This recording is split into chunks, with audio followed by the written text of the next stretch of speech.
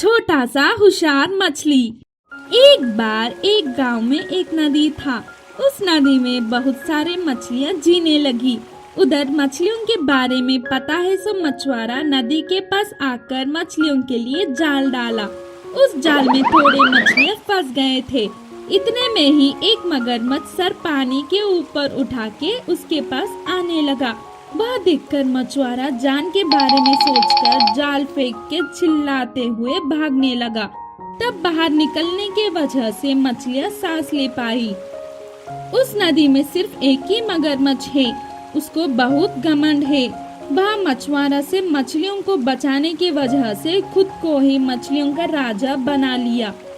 प्यारे मछलियाँ, अब से मैं ही तुम्हारा राजा। मैं जैसे बोलूँगा वैसे तुम्हें करना होगा, और जो भी मेरे बात को नहीं मानेगा उसको मैं निगल लूँगा, समझे? ऐसे मगरमच्छ जोर से बोला। मछलियाँ मगरमच्छ के डर की वजह से हाँ बोलकर उन्हें बचाने का जिम्मेदार भी राजा का है बोल के मगरमच्छ को बोले। इसके लिए मगरमच्छ ने हाँ कहा। एक दिन आकाश में से उड़ता हुआ एक सारस आकर पानी के ऊपर से मछली को उड़ा लेकर गई। तभी बाकी मछलियां मगरमच्छ को कोसने लगे। उसके लोगों को बचा भी नहीं सकता, ऐसे कोई राजा नहीं हो सकता बोल के चिढ़ाने लगे। ऐसे बोलने पर मगरमच्छ को गुस्सा आकर, अगर तुम्हें पसंद नहीं है तो इस नदी को छोड़कर भूमि के ऊपर चले जाओ, ऐसे बोला। मछलियाँ कुछ भी नहीं बोले, जैसे उनके मुंह के ऊपर ताला लग गया, क्योंकि वह भूमि पे नहीं जी सकते और आसानी से पक्षियों के शिकारी भी बन सकते हैं। तभी उनमें से एक छोटा सा होशियार मछली तुरंत सोचने लगी। मगरमच्छ से ही सारस को पकड़वाना बोल के सोचने लगी। उसके पास जाके, मगरमच्छ मामा, आप ही हमारी रक्षा करना। आप इस नदी का राजा हो, इसलिए आप ही हमारे राजा और आप ही हमारे सहारा हो। आप हमारे लिए भगवान के समान हो। ऐसे और चार बातें मिला के मगरमच्छ की तारीफ करा। ऐसे सुनकर मगरमच्छ का खुशी का ठिकाना ना रहा। उस मछली से वो सारस ऊपर से उड़ता हुआ मछली को उड़ा लेकर गया। तो मैं क्या करूं? पानी में पैर रखने दो, तब मैं उसका काम करूंगा, ऐसे बोला मगरमच्छ। तभी वह मछली, मगरमच्छ मामा, आप ऊपर थोड़ा सा अपना चेहरा दिखे जैसे मछली के जैसे व्यवहार करो। वह सारस आने के बाद उसे अपना मुंह से पकड़ लो, ऐसे सलाह दिया। उसके बाद तुरंत मगरमच्छ वैसे ही करा। थोड़ी देर के बाद उड़ता हुआ सारस मगरमच्छ को मछली समझकर पानी के ऊपर दिखे ना दिखे जैसे मगरमच्छ को उसकी नाक से पकड़ने लगी। उसी वक्त मगरमच्छ सारस को अपने मुंह में डालकर मार डाला। यह देखकर बाकी के सारस वहां से भाग गए थे। मछलियां बहुत खुश होकर उनके मगरमच्छ राजा को धन्यवाद बोलने लगे। छोटा सा होशियार मछली के उपाय के वजह से मछलियों को सारस की परेशानी से छुटकारा मिला और आराम से रहने लगे। इस कहानी का शिक्षा यह है कि उस छोटी मछली के जैसा जो सोचा है वह बुद्धिमत्ता से हासिल किया जा सकता है। सोने का अंडा देने वाली बतख। एक गांव में गंगा नामक व्यक्ति रहता था। हर रोज वह जंगल जाकर लकड़ियां लाता था। यह लकड़ियां बेचकर वह अपने परिवार का पेट भरता था। गंगा का परिश्रम और मेहनत देखकर जंगल की देवी प्रकट हुई और एक सोने का अंडा देने वाली बतख को उसने उसकी तरफ भेजा। वह बतख का बच्चा धीरे धीरे गंगा की ओर आया और उसके सामने ठहर गया। उसे देखकर गंगा को आश्चर्य हुआ और उसने कहा, तुम इस जंगल में क्या कर रही हो? यह बात कहकर गंगा ने अपने हाथ की कुल्हाड़ी दूसरी तरफ फेंककर, ये जंगल में तुम अकेली क्या कर रही हो? क्या तुम्हारा इस जंगल में कोई नहीं? मेरा कोई भी नहीं है, मैं अकेली हूँ।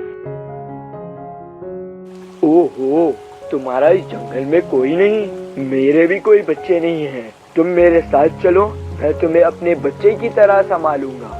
यह बात सुनकर बतख का बच्चा खुशी से उछल पड़ा। हाँ ठीक है, और गंगा के साथ चल पड़ा। और बहुत लाड़ प्यार से गंगा ने उस बतख के बच्चे को अपने घर लेकर आया। उसकी लालची पत्नी ने कहा, आमदनी तो कुछ नहीं और खर्चा बढ़ा रहे हो, इसे ले आकर। कुछ दिनों में ही बतख का बच्चा बड़ा हो गया। एक दिन वह बतख ने एक अंडा दिया। वह अंडा मामूली अंडा नहीं था, वह एक सोने का अंडा था। वह अंडा देखकर गंगा का परिवार खुशी से उछल पड़ा। यह चीज देखकर गंगा की पत्नी उससे ज्यादा खुश हुई। पहले तो बतख उसे बिल्कुल नहीं पसंद था, पर अब वह उससे बहुत प्रेम करने लगी। उस दिन के बाद वह हर रोज एक सोने का अंडा दे रही थी। यह सोने का अंडा पाकर वो लोग दिन ब दिन अमीर हो रहे थे। कुछ दिनों बाद कुछ काम से गंगा शहर गया। गंगा जाने के बाद उसके पत्नी के मन में एक लालची विचार आया कि हम हर रोज एक अंडे का इंतजार कब तक करते रहें? एक ही बार उसका पेट काटकर सारे अंडे निकाल लेते हैं, देखते हैं कितने अंडे हैं और एक ही बार में अमीर हो जाएंगे। यह कहकर उसने बतख को काट दिया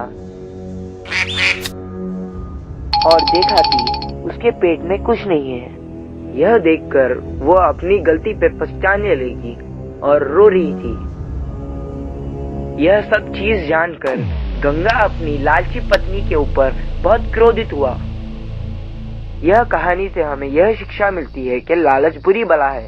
अच्छे संस्कारों वाला बेटा। रामपुर नामक एक गांव में लीला और प्रसाद के 3 बेटे थे, वनराज, राम और संजय। वो तीनों अपने पिता के साथ खेती करते थे। वो अपने खेत में अलग अलग किस्म की खेती करते थे। प्रसाद ने अपने होशियारी से अपने बच्चों के लिए कुछ धन दौलत इकट्ठा कर रखी थी।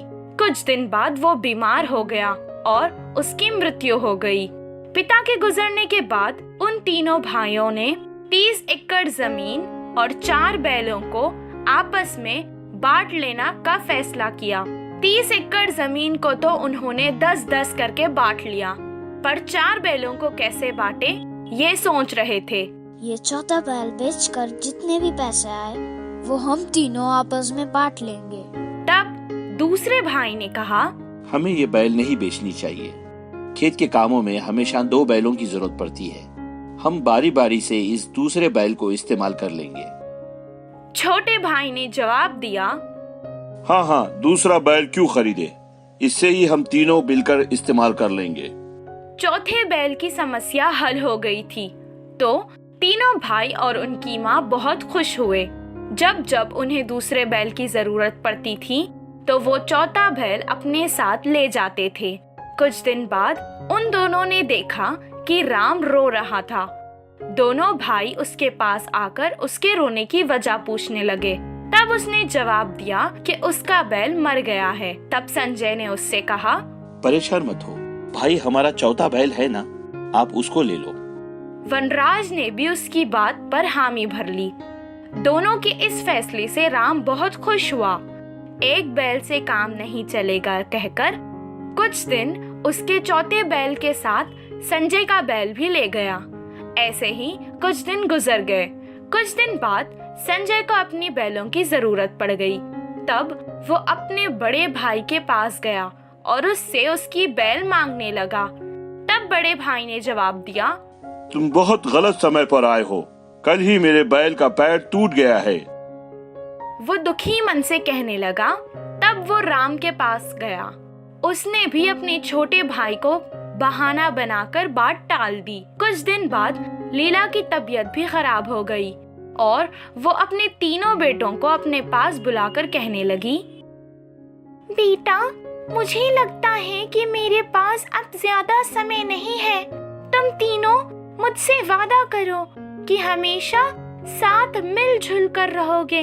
इतना कहकर वो अपने हाथ से 4 सोने के सिक्के अपने छोटे बेटे संजय को देने लगी। तब राम ने कहा, सारे सोने के सिक्के संजय को देना इंसाफ नहीं है माँ। वनराज भी कहने लगा, इसमें हमारा भी तो कुछ हिस्सा होना चाहिए। माँ ने जवाब दिया, तुम दोनों तो इंसाफ की बात ही मत करो। राम, तुमने तुम्हारी बैल बेच दी और इनसे कहा कि वो मर गई हैं, और तुमने चौथी बैल भी ले ली। और वनराज, तुमने संजय की बैल कितने बार इस्तेमाल की, पर जब उसे तुम्हारी बैल की जरूरत थी तब तुमने भी तो बहाने बनाए ना। तुम धोखेबाज नहीं, पर तुम्हें इंसाफ भी तो नहीं किया। लेकिन संजय ने हमेशा तुम दोनों को अपना बड़ा भाई माना है, तुम्हारी इज्जत की, और जब भी कोई मेहमान तुम्हारे पास आता था तो तुम उससे मुंह फेर लेते थे। संजय हमेशा उनका आदर सत्कार किया करता था। मैंने उसे तुम्हारी सारी सच्चाई भी बता दी थी। तब संजय ने कहा कि मेरे बड़े भाई हैं वो, अगर वो ऐसा कर रहे हैं तो जरूर उनकी कोई मुसीबत होगी। वो जितना भी कमाता उससे अपना और अपने परिवार का ख्याल रखता था, इसीलिए मैं ये सोने के सिक्कों को अपने अच्छे संस्कारों वाले बेटे को ही दूंगी। ये मेरा स्त्री धन है, इस पे सिर्फ मेरा ही हक है। माँ के ये फैसले को सुनकर दोनों बड़े भाई शर्मिंदा हो गए और अपने छोटे भाई के जैसे ही बनने लगे। इस कहानी से हमें ये शिक्षा मिलती है कि किसी जरूरतमंद की मदद करना भी अच्छे संस्कार है।